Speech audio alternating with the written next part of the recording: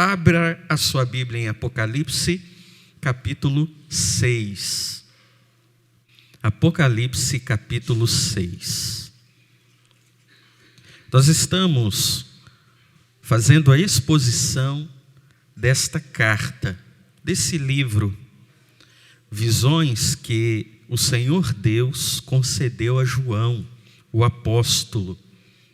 E nós vimos até aqui que este livro não nos foi dado para causar confusão. Felizmente, o ser humano pega o texto bíblico e tenta, de alguma forma, compreendê-lo sem aplicar o contexto próprio da palavra de Deus. Nós vimos nos estudos pela manhã que é necessário, para interpretar as Escrituras, que nós usemos aquilo que é chamado de teologia bíblica. O que significa? Nenhum texto, nenhum livro está isolado. Tudo faz parte de um enredo só, de uma história só, que é a história do Deus eterno buscando pecadores para morar no céu. Dessa forma, então, quando olhamos para Apocalipse, nós vemos aqui, mais uma vez, uma mensagem de Deus sobre isso. E em Apocalipse, especificamente, o que temos visto é que o trono do céu pertence ao Cordeiro. Então, nós temos visto que Apocalipse é um livro que Deus deu à igreja, para que a igreja persevere. Pois Apocalipse nos fala que o Cordeiro está assentado no trono. E este é o ponto principal, ok? Nós veremos hoje, nesse capítulo 6, dos versos 1 a 8, os 4 cavaleiros do Apocalipse. Falando assim, parece até um filme, não é? Escatológico. Poderia ser tema de um filme, de uma série. Mas, na verdade, este trecho da palavra traz a nós verdades difíceis, mas também maravilhosas. Então vamos ler Apocalipse 6, versos 1 a 8. Vi quando o Cordeiro abriu um dos 7 selos e ouvi um dos 4 seres viventes dizer com voz como de trovão: vem. Olhei e vi um cavalo branco, e seu cavaleiro segurava um arco. Foi-lhe dada uma coroa, e ele saiu como vencedor, decidido a vencer. Quando ele abriu o segundo selo, ouvi o segundo ser vivente dizer: vem. Então saiu outro cavalo, um cavalo vermelho. Ao seu cavaleiro foi dado o poder de tirar a paz da terra, de modo que os homens matassem uns aos outros. Foi-lhe entregue uma grande espada. Quando ele abriu o terceiro selo, ouvi o terceiro ser vivente dizer: vem. Olhei e vi um cavalo preto, e seu cavaleiro tinha uma balança na mão. Então ouvi uma voz entre os 4 seres viventes que dizia: uma medida de trigo por 1 denário, 3 medidas de cevada por 1 denário, e não danifiques o azeite e o vinho. Quando ele abriu o 4º selo, ouvi a voz do 4º ser vivente dizer: vem. Vi então um cavalo amarelo, e seu cavaleiro chamava-se Morte, e o inferno o acompanhava. Foi-lhe dada autoridade sobre a 4ª parte da terra, para matar a espada, pela fome, pela praga e pelos animais selvagens da terra. Oremos. Amado Deus, a sua palavra nos traz a verdade, ela é a verdade. E que nesta noite, olhando para este texto da sua palavra, possamos, ó Deus, reafirmar em nosso coração a nossa fé e a nossa confiança no Senhor, que está sentado no trono. Assim pedimos, em nome de Jesus. Amém. João, ele é levado aos céus. E o que ele vê primeiro? Um trono. E o que ele vê no trono? Há alguém no trono. A primeira imagem de João do céu é a imagem do trono de Deus, daquele que é todo-poderoso, onipresente, onisciente, aquele que é capaz de fazer todas as coisas, ele que é o princípio e o fim, o alfa e o ômega. O trono está estabelecido no céu. E então nós vimos nas passagens anteriores que o céu e todo o universo, diante de Deus e do Cordeiro, se prostraram em grande adoração. Lembra disso? Vimos domingo passado. Todos os seres do céu, anjos, milhares de milhares, milhões de milhões, todos os seres da terra que respiram em adoração a Deus e ao Cordeiro. Você lembra a razão? A razão é porque não havia sido achado ninguém digno de abrir os selos do livro. Mas havia no céu um que era digno. Aquele que veio como cordeiro e venceu como leão. Jesus, o único digno de abrir os 7 selos que representam a soberania de Deus sobre a história, representam Deus dirigindo os acontecimentos, Cristo como aquele que promove o plano de Deus. O céu então entra em alegria profunda. Agora, a partir do capítulo 6, nós vamos ver aquele que é digno, abrindo selo por selo. São 7 selos no total. Hoje veremos 4, que se referem aos 4 cavaleiros. Bem, antes de continuarmos, meus irmãos, com a exposição, para compreendermos aquilo que o texto nos trará, é preciso que tenhamos em mente uma verdade das Escrituras. Que verdade é essa? Nós vivemos os últimos dias, ok? Mas você pode pensar, eu já sabia, pastor. Mas os últimos dias começaram quando Cristo veio e foi assunto aos céus.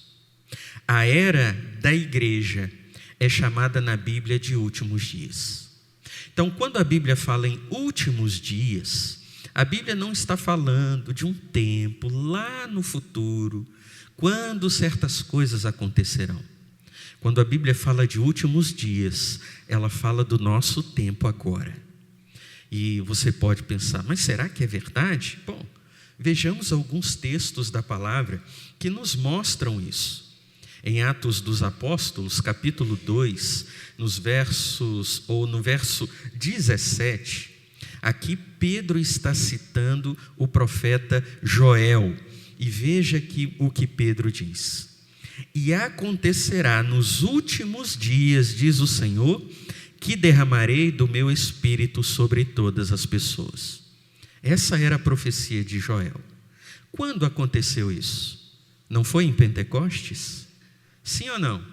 Em Pentecostes o Espírito Santo foi dado e derramado, cumprindo-se a profecia de Joel. Pedro vai dizer isso na sua pregação. E esse tempo é chamado de últimos dias. Veja que Pentecostes já aconteceu nos últimos dias. Entende? Mas há outros textos, por exemplo, Hebreus capítulo 1, nos versos 1 e 2, nós também encontramos essa verdade. Veja o que o autor diz. No passado, por meio dos profetas, Deus falou aos pais muitas vezes e de muitas maneiras. Nestes últimos dias, porém, Ele nos falou pelo Filho. Como Deus nos fala hoje? Pelo Filho, pela palavra. E desde quando Deus nos fala pelo Filho? Desde os últimos dias. Significa que a vinda de Cristo inaugurou os últimos dias. Veja que Pedro, também outro apóstolo, confirma essa verdade. Primeira carta de Pedro, capítulo 1, verso 20. Olha o que ele diz. Conhecido já antes da fundação do mundo, ele está falando de Cristo aqui, mas manifestado quando? No fim dos tempos. Cristo manifestou-se no fim dos tempos. Significa que desde Cristo estamos vivendo o fim dos tempos. Deu para perceber na palavra? João também afirma isso. Primeira carta de João, capítulo 2, no verso 18. João afirma que estamos vivendo a última hora, ou os últimos dias, ou o fim dos dias. E ele fala isso a respeito dos seus dias. Veja o que ele diz: filhinhos, esta é a última hora. Ele está falando para quem? Para os seus leitores daquela época. Por que isso é importante, meus irmãos? Porque por algum tempo a igreja, ela acostumou-se a ouvir que os últimos dias se referiam ao futuro. E dessa forma, ela leu passagens que falam sobre este tempo como se falassem sobre momentos futuros, coisas que aconteceriam no futuro. E na verdade, quando lermos e agora meditarmos neste texto de Apocalipse 6, nós veremos que ele está descrevendo exatamente a nossa época. Não devemos esperar para o futuro aquilo que já está acontecendo, daquilo que o Senhor revelou a João. Nós veremos então, meus irmãos, pelo menos em 2 movimentos aqui, que primeiro, o Cordeiro abre os selos da história, e segundo, os cavaleiros do juízo percorrem a terra. Bom, os versículos 1 e 2, depois que Cristo ele é considerado, declarado, ele é adorado por ser digno de abrir os selos, ele abre o primeiro selo. Nós vimos que este livro que está nas mãos de Deus é o livro do plano de Deus para a história. E o Cristo que abre os selos, na verdade, é o agente que faz realizar o plano de Deus na história. No versículo 1 diz: vi quando o Cordeiro abriu um dos 7 selos. Aqui está a chave de todo esse capítulo. Porque o que veremos acontecer sobre a terra só acontece porque o Cordeiro abriu o selo. Entendeu? Veja então que a descrição das coisas que estão acontecendo neste mundo, a partir daqui, não são eventos que apontam para a falta de controle de Deus sobre a história. Pelo contrário, Deus é o agente, Ele é quem dá o start para que o seu plano se cumpra e os acontecimentos ocorram. Nós vemos então que o Cordeiro abre os selos. E o que percebemos então na história da igreja? Já que esse texto fala dos últimos dias, que inclui o nosso tempo, os nossos dias, vemos então o que o Cordeiro, ele retirando o selo, promove sobre a terra. Bom, primeiro ser vivente chama o primeiro cavaleiro. Vem. Apocalipse 1, a parte B, e ouvi um dos 4 seres viventes dizer com voz como de trovão, vem. Aqui há algo importante. Nós vimos em mensagens anteriores que os 4 seres viventes que estão diante do trono de Deus representam toda a criação. Lembram disso? Tem um ser vivente que ele tem cara de homem, representando toda a humanidade. Tem um ser vivente que tem cara de cordeiro ou um cara de boi, representando todos os animais domésticos. Tem um que tem a aparência de uma águia, não é assim? Representando todos os animais que voam. E o outro que tem uma aparência de leão, representando todos os animais selvagens. Os 4 seres viventes aqui falam em nome de toda a criação. E eles chamam os cavaleiros para que Deus traga o seu juízo sobre o pecado no mundo. Bom, o primeiro cavalo, nós vemos no versículo 2. Olhei e vi um cavalo branco, e seu cavaleiro segurava um arco. Foi-lhe dada uma coroa, e ele saiu como vencedor, decidido a vencer. Nós temos nesta imagem algumas verdades importantes para nós aqui. Em primeiro lugar, os 4 cavaleiros, eles estão descritos numa ordem específica de acontecimentos. Os irmãos perceberão. Então há uma ordem aqui. Deus está descrevendo o tempo em que vivemos e o que acontece neste tempo. Em primeiro lugar, o cavalo branco, ele tem um cavaleiro segurando um arco. E este cavalo representa o ímpeto dos tiranos, governadores, dos que detêm o poder em adquirir mais poder. É isso que esse cavalo representa aqui. Ele representa a conquista militar, um poder imperial, um poder tirano. Mas veja que este cavaleiro, ele recebe uma coroa. Ele não tem uma coroa. O que significa que os seus atos em busca de poder foram, na verdade, concedidos esta sua capacidade de outro. Ele não a possuía.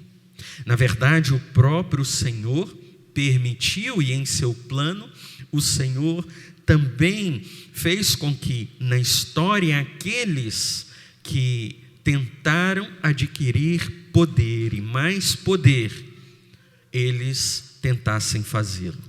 O arco aponta para a conquista, a coroa aponta para a autoridade. E o que vemos na história, meus irmãos, desde que Cristo veio? Impérios, reinos, nações se alternando no poder. Nenhuma delas sobreviveu por muito tempo. Mas veja, logo depois, no início da igreja, nós temos o Império Bizantino, depois o Império Islâmico, os muçulmanos, no período em que havia guerras entre cristãos e muçulmanos. Você deve ter visto isso em filmes.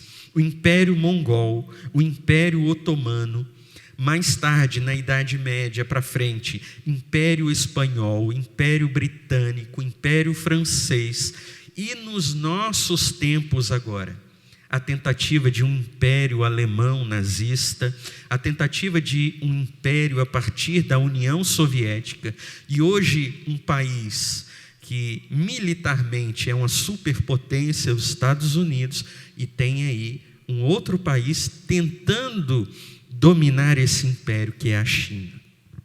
Nós vemos então que na história humana, principalmente na história da igreja, esse cavaleiro branco sempre agiu. Sempre houve um homem que considerou-se ser ele mesmo Deus e tentou criar um império mundial, ter um poder absoluto. Nós vemos então que a sucessão de homens tentando dominar as nações, ela sempre aconteceu. Esse cavaleiro não está falando então de algo do futuro, mas de forças reais que percorreram a história da igreja, os últimos dias, história de homens tentando dominar pelo poder.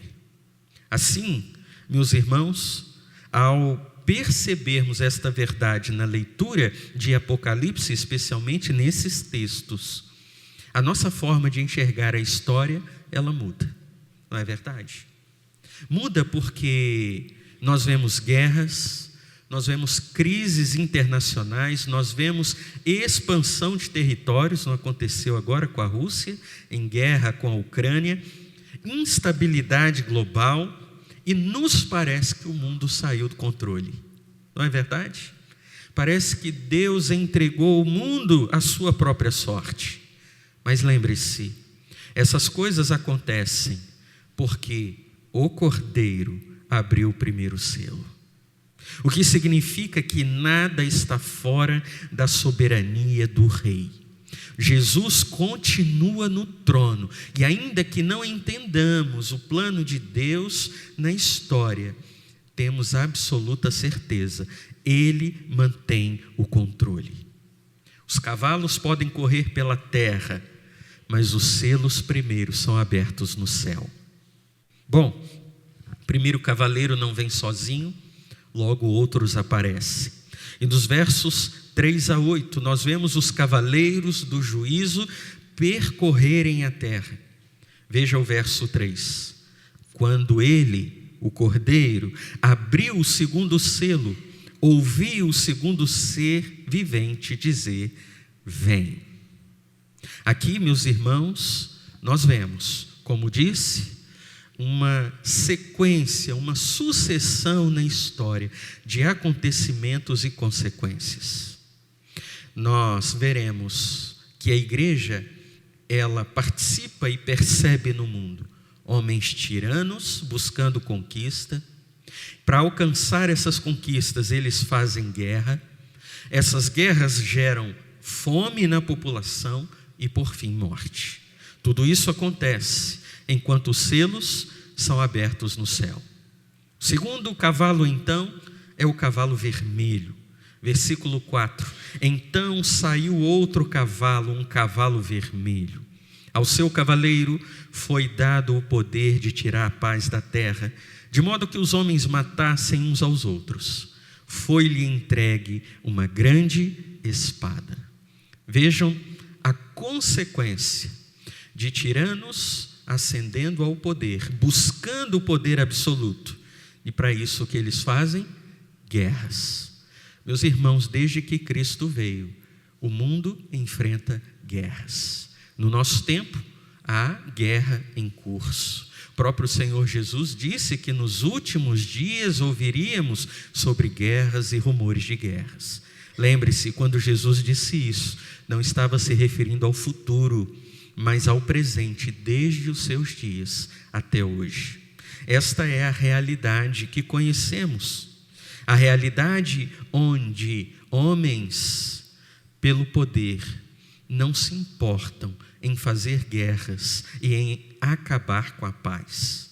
Mas veja, quem foi que abriu o segundo selo? Foi Cristo.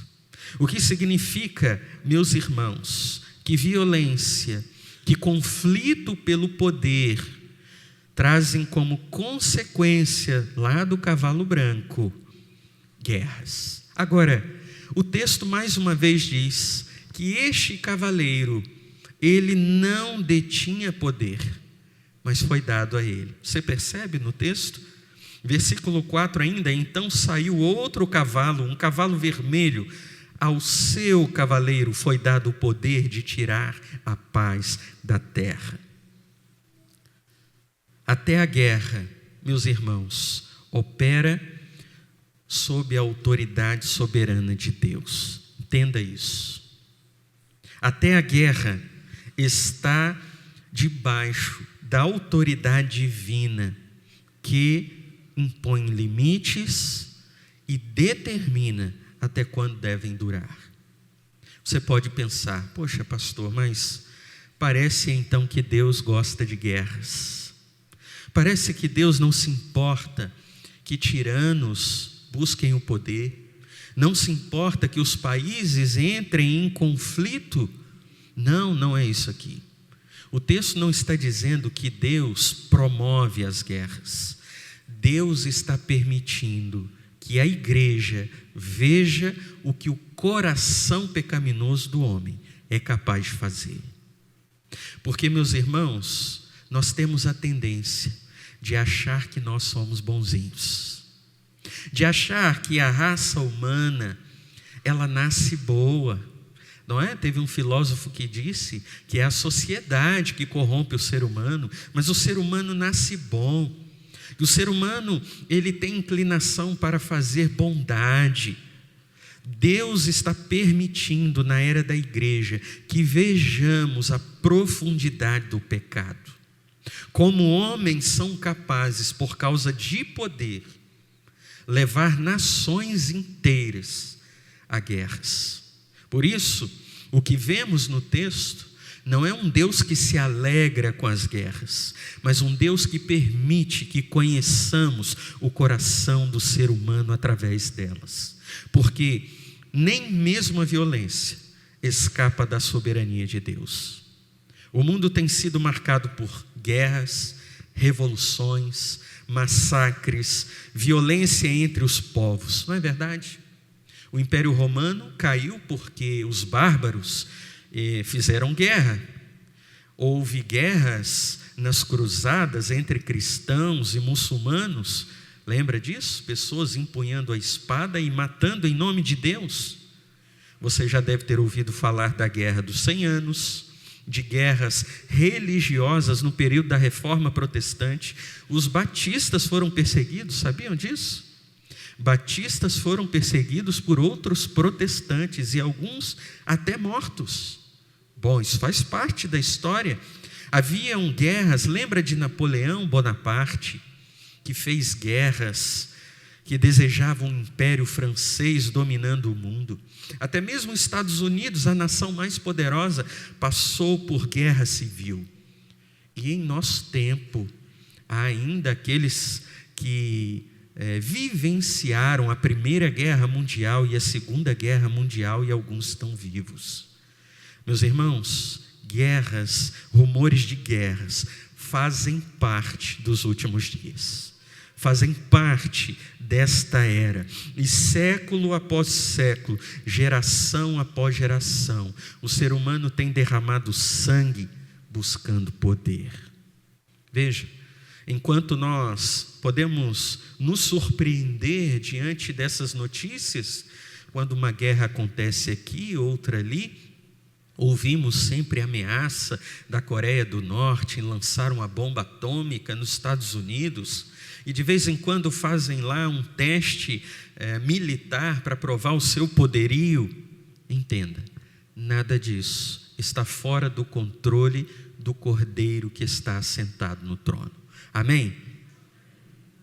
Nós vemos então o terceiro cavalo, versículo 5, o cavalo preto, o cavalo da fome. Vejam, meus irmãos, a sequência: homens poderosos desejando a todo custo poder, são capazes de fazerem guerra para alcançá-lo. Qual o resultado da guerra? A fome. Não é isso que vemos em países que estão em guerra? Versículo 5 diz: quando ele abriu o terceiro selo, ouvi o terceiro ser vivente dizer: vem. Olhei e vi um cavalo preto, e seu cavaleiro tinha uma balança na mão. A balança aqui, meus irmãos, aponta para escassez, racionamento. Sabia que no período da igreja, por muitas vezes a humanidade passou por períodos de fome? Bom, eu já ouvi muito de pessoas mais idosas falarem de tempos aqui no Brasil, onde elas passaram dificuldades para se alimentar. Talvez os mais novos nunca tenham ouvido isso, mas isso já foi realidade aqui.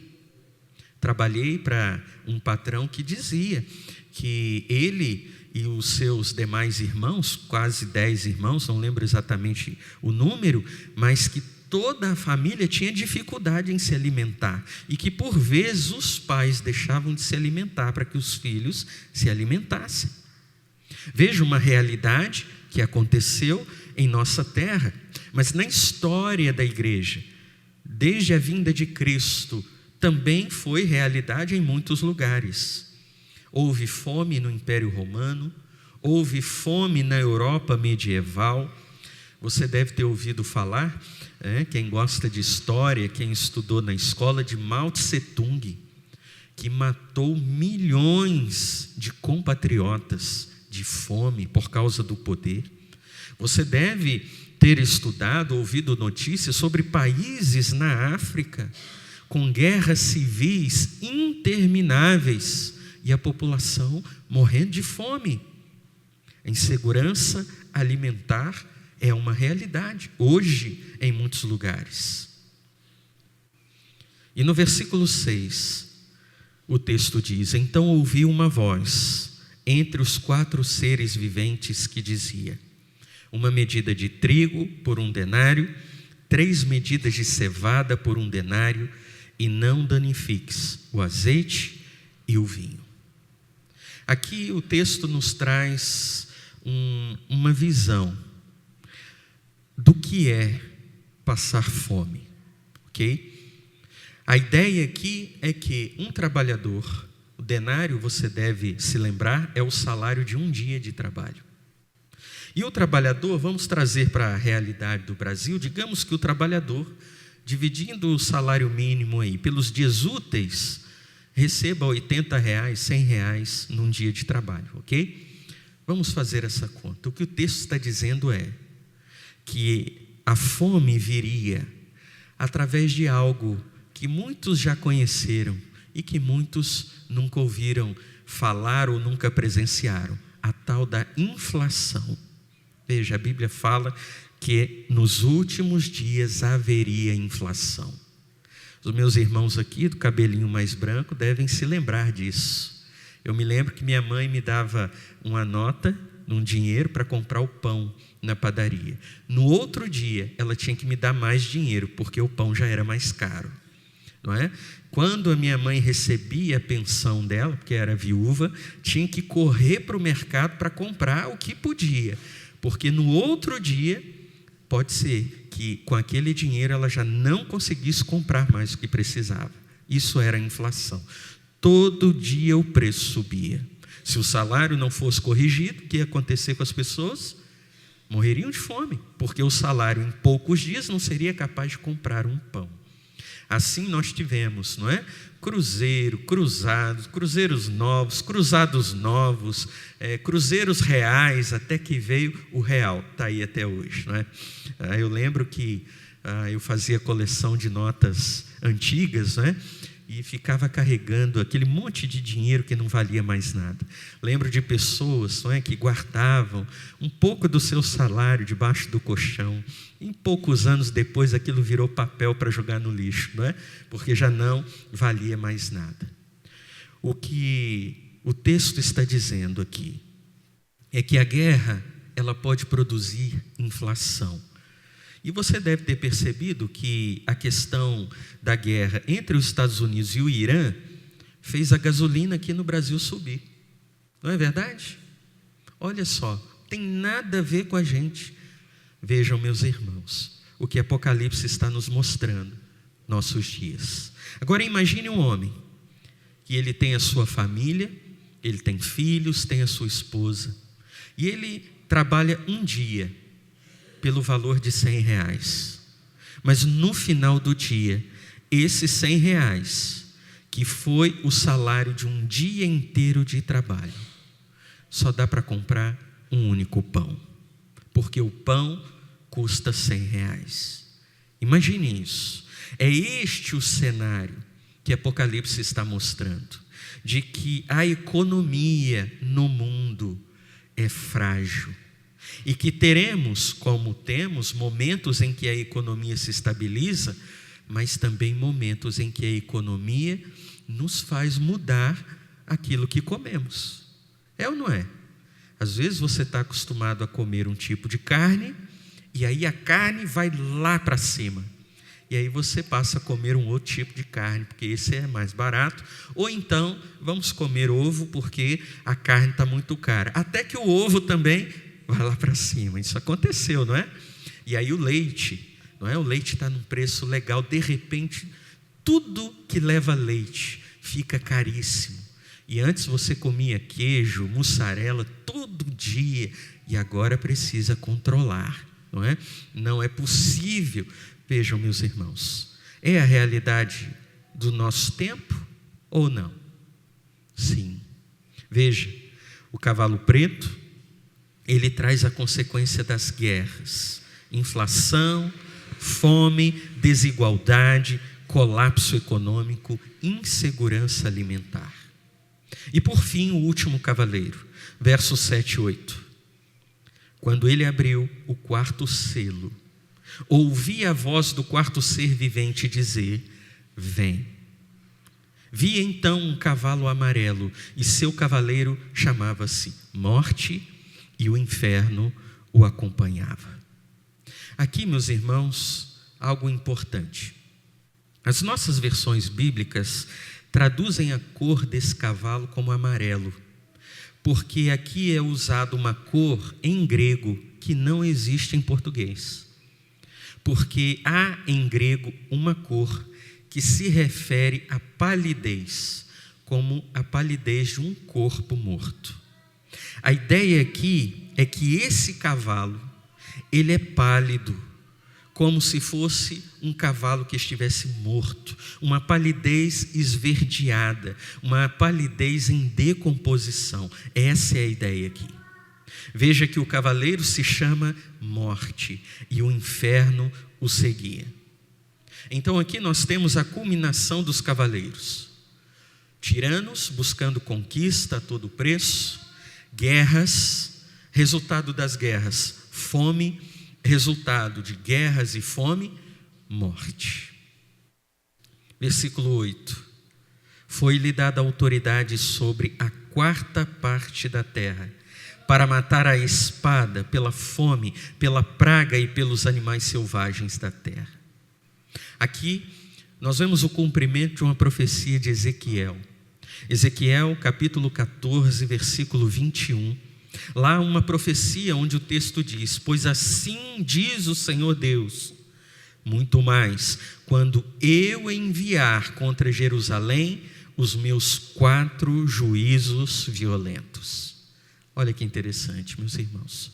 Como podemos encontrar na própria palavra apontamentos e textos que nos revelam a verdade de cada passagem. Aqui nós vemos então um juízo de Deus. Deus está apontando para a causa de tudo isso: o pecado. Porque nós estamos tão acostumados com o pecado, meus irmãos, que às vezes o pecado não nos incomoda mais.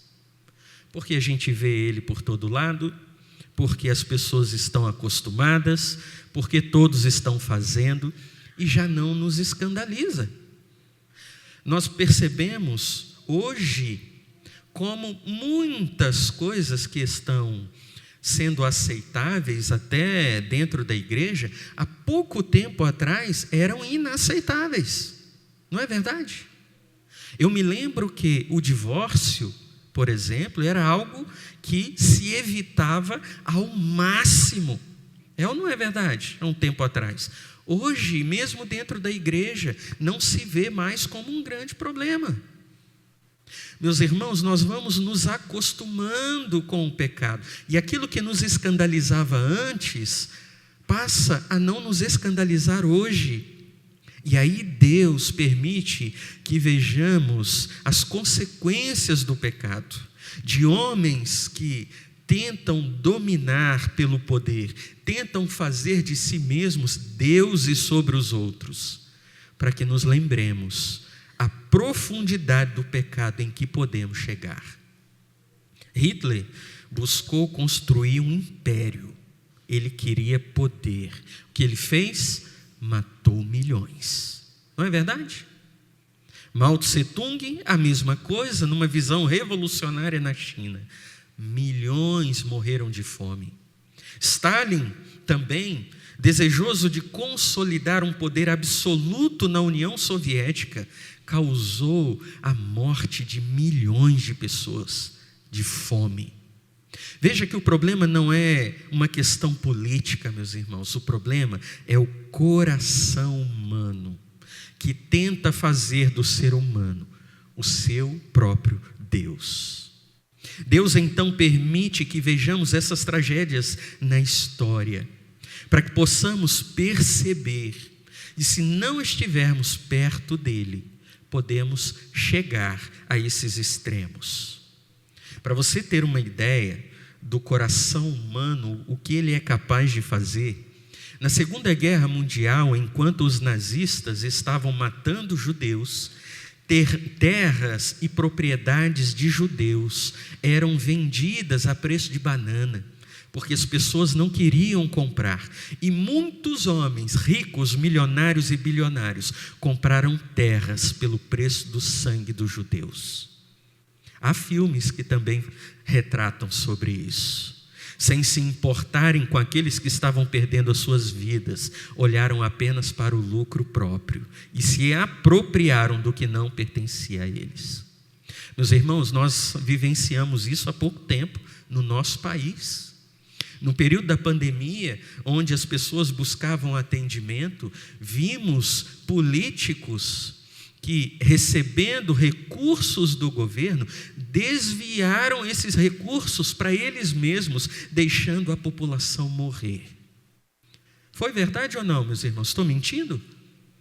Meus irmãos, esse é o coração humano. O homem sem Deus no seu pecado, ele não se importa com a morte do seu semelhante, desde que ele tenha lucro. Entende a questão? Entende porque é Cristo quem está abrindo os selos? Entende porque Ele permite que vejamos essas tragédias? Porque, meus irmãos, enquanto considerarmos que o pecado é pouca coisa para nós, não enxergaremos Cristo como a nossa pedra mais preciosa.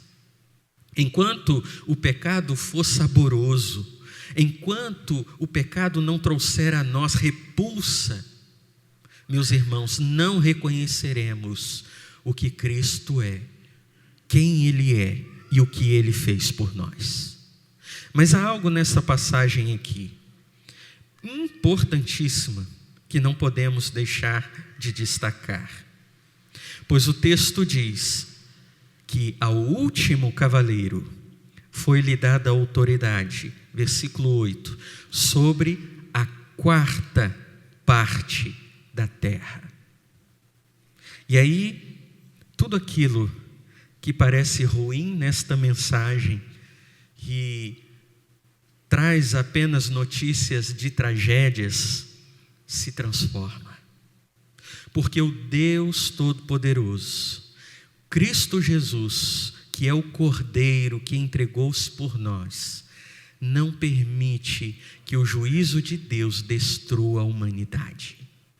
O que vemos nesse texto é a graça e a misericórdia de Deus, que apesar da maldade do coração humano, limita o poder dos tiranos, limita o alcance das guerras, limita a fome e a escassez, porque apenas a quarta parte da terra.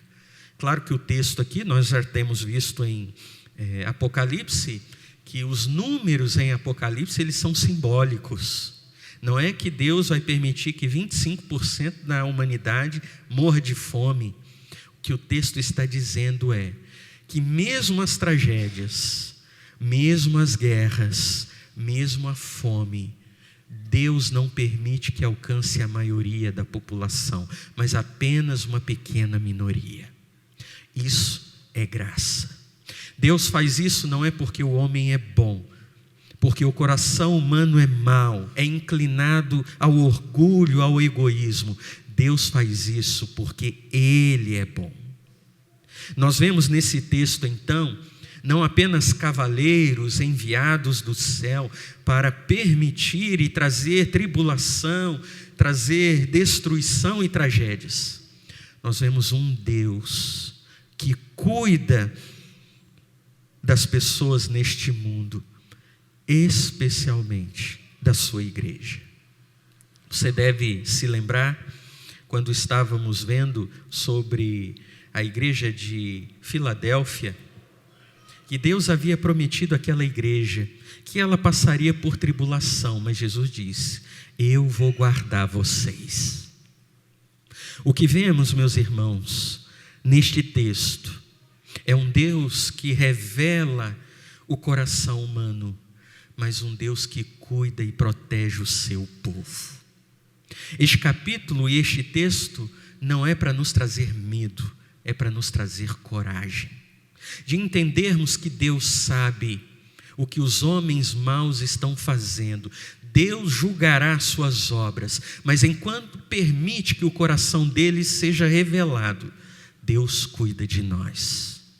Dessa forma, meus irmãos, a igreja, ela é sustentada na história, Você olha para a história, não estamos vivendo os últimos dias, a igreja foi perseguida, levaram cristãos para arenas, os cristãos tiveram que fugir dos seus países, das suas casas, mas a igreja venceu toda a história e chegou até aqui, porque Cristo guardou o seu povo. Apesar de tudo o que o mundo atravessou desde que Cristo veio, a igreja continua de pé. Isso porque o Cordeiro está assentado no trono. Meus irmãos, o que nos sustenta neste mundo, o que sustenta a nossa caminhada, não é que o mundo um dia será perfeito, não é que um dia o ser humano finalmente será justo, bondoso, amoroso. O que nos traz esperança é a certeza de que a história desse mundo está nas mãos de Cristo e Ele garante a consumação. Quando um dia nós, os que pertencemos a Ele, então viveremos com Ele em verdadeira paz, em verdadeira abundância para sempre. Entenda, essas coisas que vivemos fazem parte desta era, deste mundo caído, mas tudo acontece sob o governo do Cordeiro. Não são políticos que vão nos salvar, é o Cordeiro que entregou a sua vida, que ressuscitou no terceiro dia, que virá nos buscar. Você percebe que a história humana confirma exatamente o que Cristo revelou na sua palavra? Você percebe isso? Não é um retrato da nossa realidade? Veja, aquele que conhece o que há de vir, como cantamos aqui, Maranata, virá, para que nós possamos então viver plenamente no seu governo celestial. Apocalipse, meus irmãos, não nos foi dado para alimentar a especulação. Será que vai acontecer isso? Será que vai acontecer aquilo? Acontece qualquer coisa no mundo, tem alguém buscando like na internet, que faz um vídeo sensacionalista, liga aquilo a um texto fora de contexto das Escrituras para dizer, está vendo aqui? Ó, a Bíblia falou que ia acontecer exatamente assim. Homens que não têm compromisso com a palavra, que trazem dúvidas para o povo de Deus. Mas quando olhamos para as Escrituras, meus irmãos, não precisamos nos preocupar com as notícias que vêm lá de fora. O nosso Deus é por nós. E Paulo disse, se Deus é por nós, quem será contra nós? Aplicações práticas para a nossa vida. Primeiro, interprete a história pelo trono. Vamos repetir? Interprete a história pelo trono. Você vai encontrar muita gente tentando interpretar a história. Alguns vão tentar interpretar a história por meio das notícias, outros comentaristas, ditos especialistas, vão tentar interpretar a história, políticos vão tentar, nas redes sociais o que não falta é gente tentando interpretar a história. Mas a história só pode ser interpretada de uma forma, olhando para o trono e olhando para o Cordeiro que continua sentado no trono. O que João vê antes das tragédias é o trono. E nós, como servos de Deus, antes de qualquer notícia, devemos olhar os nossos olhos para o trono. Meus irmãos, guerras, crises econômicas, violência, os cavalos de Apocalipse estão por aí. Mas não interprete o mundo apenas pelas más notícias. Interprete através do trono. João está no céu. E é interessante que João não chora quando ele vê que Cristo vai abrindo os selos e os cavalos vão trazendo destruição para a terra. Ele não chora. Porque o Cristo que abre os selos é o Cristo que cuida do povo que pertence a Ele. Ele chorou quando não viu ninguém digno de abrir os selos, mas quando é Cristo abrindo, Ele tem segurança. E Ele está diante de acontecimentos que virão, seguro, pois sabe que o Cordeiro que entregou a sua vida continuará cuidando. Segunda aplicação: tenha coragem para viver o futuro. Vamos repetir? Tenha coragem para viver o futuro. Meus irmãos, às vezes eu ouço um cristão falar assim: eu não quero ter filhos, porque esse mundo é muito ruim e ele só vai piorar. Eu entendo a preocupação, mas, meus irmãos, o crente não tem que ter medo de nada. Os muçulmanos na Europa estão tendo 10 filhos, 20 filhos, e em 30 anos a Europa, que um dia foi celeiro de missionários, se tornará uma nação islâmica, porque eles não têm medo do que está por vir. Eles querem dominar o terreno, como já fizeram uma vez. E nós estamos com medo. E às vezes não fazemos certas coisas, não planejamos outras, porque temos medo. Sendo que não importa para nós como vai a economia, a violência, as mudanças culturais, o amanhã. Cristo está conosco e isso é suficiente.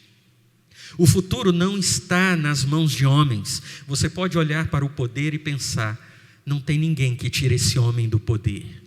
Meus irmãos, Deus faz assim, esse homem cai no mesmo instante. A Ele pertence todo o poder. Está nas mãos do Cordeiro todo o poder. Por isso o cristão tem coragem. O cristão não é temeroso. É claro, ele está atento às coisas que acontecem, mas ele sabe que o trono permanece ocupado e por isso ele continua confiante no seu Senhor. Não tenha medo do futuro, meu irmão, minha irmã. Terceira aplicação: lembre-se de que Cristo te guarda em qualquer sofrimento. Vamos repetir? Lembre-se de que Cristo te guarda em qualquer sofrimento. Talvez o sofrimento que está vindo sobre a sua vida não tenha a ver com tragédias no mundo, mas uma tragédia pessoal. E isso pode acontecer. Um filho de Deus não está isento das tragédias desse mundo, das tragédias na sua vida, das tragédias na sua família. Mas entenda, meu irmão e minha irmã, ainda que as tragédias venham sobre você, ou quando elas vierem, você terá e tem um Cristo que te guarda. O Senhor jamais permitirá sobre você algo que Ele mesmo não te ajudará a suportar. Você entende isso? Deus tem os seus propósitos, os seus planos. E os planos de Deus para a nossa vida não é apenas ganhar, às vezes é perder também. Mas mesmo nas perdas, Cristo está nos guardando, está nos protegendo. Porque podemos perder, meus irmãos, qualquer coisa nesta vida, mas o ouro do céu, o palácio cujo o piso é de cristal, está garantido para todos nós. Entenda que a sua dor não é aleatória, sua luta não é invisível, sua aflição não está fora do controle de Deus. Seja enfermidade, seja luto, seja crise financeira, perseguição, ansiedade. Vivemos na era da ansiedade. Entenda, o mesmo Cristo que abriu os selos no céu é o Cristo que sustenta seu povo na terra. Você não tem o que temer. Os homens não podem fazer nada contra você, a não ser que haja em Deus propósito. Você pode não entender tudo o que acontece. Veja, Deus não disse que nós precisamos entender tudo. Afinal de contas, se nós entendêssemos tudo, não precisaríamos de fé. Mas a fé está exatamente em confiar naquele que governa todas as coisas, ainda que Ele não me explique tudo. Por fim, última aplicação: persevere sabendo que a história caminha para a consumação. Vamos repetir? Persevere sabendo que a história caminha para a consumação. Os 4 cavaleiros não têm a palavra final. Os tiranos desse mundo não têm a palavra final. A fome não tem a palavra final, as guerras não têm a palavra final, nem a morte tem a palavra final, porque aquele que tem a última palavra é Cristo o Cordeiro.